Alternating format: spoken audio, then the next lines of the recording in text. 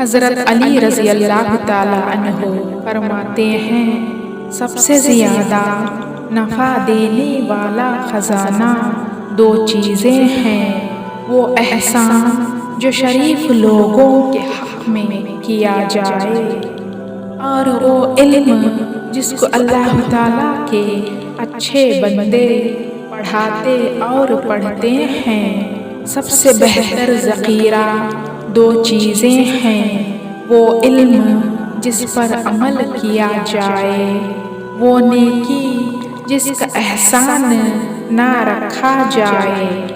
دو چیزیں ایسی ہیں جن کی انتہا کو پہنچنا دشوار ہے، عقل اور علم۔